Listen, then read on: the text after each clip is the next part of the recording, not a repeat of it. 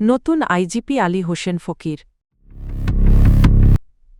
রাষ্ট্রপতি ও কালের কণ্ঠের বক্তব্যে জুলাই ঐক্যের প্রতিবাদ। বিএনপি সব জায়গায় বিনা ভোটের মেয়র দিচ্ছে, আসিফ মাহমুদ। প্রধানমন্ত্রীর সভাপতিত্বে ফ্যামিলি কার্ড বিষয়ক সভা।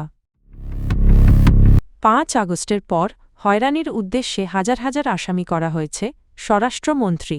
পুলিশের অতিরিক্ত আইজিপি ও আর্মড পুলিশ ব্যাটালিয়নের এপিবিএন প্রধান মো. আলী হোসেন ফকিরকে পদোন্নতি দিয়ে দেশের নতুন পুলিশ মহাপরিদর্শক আইজিপি হিসেবে নিয়োগ দিয়েছে সরকার। মঙ্গলবার ২৪শে ফেব্রুয়ারি স্বরাষ্ট্র মন্ত্রণালয় থেকে জারি করা এক প্রজ্ঞাপনে এই নিয়োগের তথ্য জানানো হয়। মো. আলী হোসেন ফকির বিসিএস পুলিশ ক্যাডারের ১৫তম ব্যাচের সদস্য। তার বাড়ি বাগেরহাট জেলায়। প্রজ্ঞাপনে উল্লেখ করা হয় এর আগে রাজনৈতিক বিবেচনায় সাবেক প্রধানমন্ত্রী শেখ হাসিনার নেতৃত্বাধীন আওয়ামী লীগ সরকারের সময় তিনি প্রথম দফায় চাকরি হারান। পরবর্তীতে দ্বিতীয় দফায় তাকে বাধ্যতামূলক অবসরে পাঠানো হয়েছিল।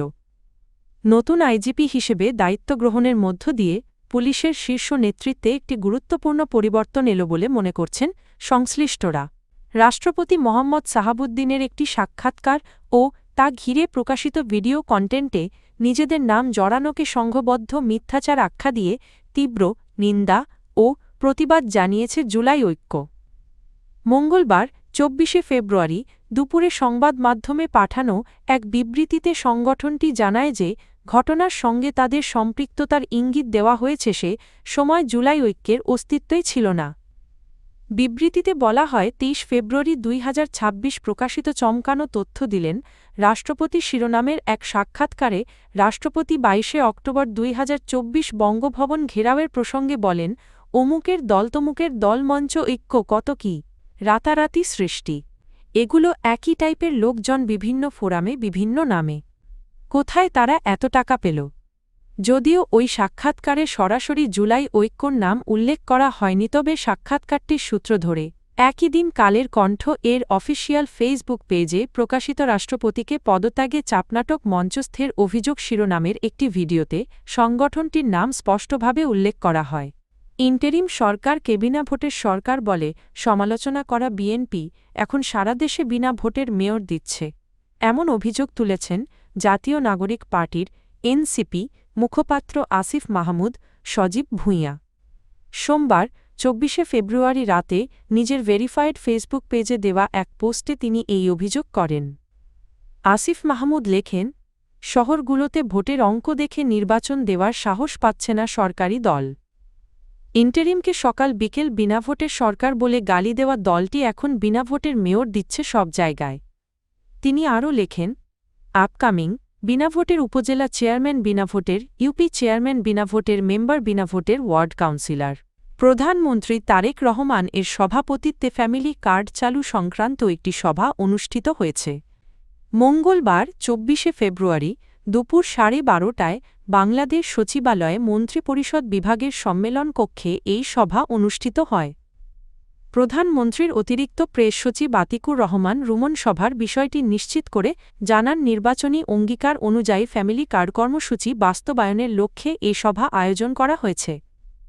এর আগে দিনের শুরুতে প্রধানমন্ত্রী দেশের প্রধান সমুদ্র বন্দর চট্টগ্রামের নিউমুরিং কন্টেইনার টার্মিনালের ব্যবস্থাপনা ও উন্নয়ন বিষয়ে একটি গুরুত্বপূর্ণ নীতি নির্ধারণী বৈঠকে অংশ নেন। সকাল 10:30টায় শুরু হওয়া ওই বৈঠকে প্রধানমন্ত্রীর সঙ্গে উপস্থিত ছিলেন অর্থমন্ত্রী, নৌ পরিবহন মন্ত্রী, আইনমন্ত্রী এবং বাংলাদেশ বিনিয়োগ উন্নয়ন কর্তৃপক্ষের বিডা চেয়ারম্যান তারাচিহ্ন আশিক চৌধুরী তারাচিহ্ন সহ সংশ্লিষ্ট দপ্তরের ঊর্ধ্বতন কর্মকর্তারা। এর আগে সকাল ৯টায় প্রধানমন্ত্রী তারেক রহমান সচিবালয়ে প্রবেশ করেন এবং আনুষ্ঠানিকভাবে দিনের প্রশাসনিক কার্যক্রম শুরু করেন।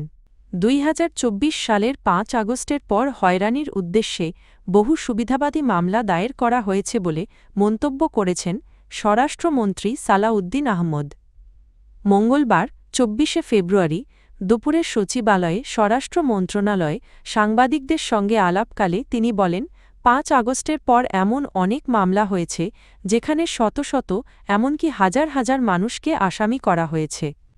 এসব মামলা মূলত হয়রানির উদ্দেশ্যে দায়ের করা হয়েছে বলে সরকারের নজরে এসেছে। স্বরাষ্ট্রমন্ত্রী বলেন, কিছু সুবিধাবাদী শ্রেণী পরিকল্পিতভাবে এ ধরনের মামলা করেছে। আমরা এসব মামলা যাচাই বাছাই করে শনাক্ত করব। আইনের শাসন প্রতিষ্ঠা করতেই হবে। মামলাবাজির মাধ্যমে যদি কাউকে হয়রানি করা হয়ে থাকে সেটি বন্ধ করতে হবে। মামলা প্রত্যাহার প্রসঙ্গে এক প্রশ্নের জবাবে তিনি জানান, প্রত্যাহারের আওতায় হত্যা, মাদক এবং নারী ও শিশু নির্যাতন সংক্রান্ত মামলাগুলো রাখা হয়নি।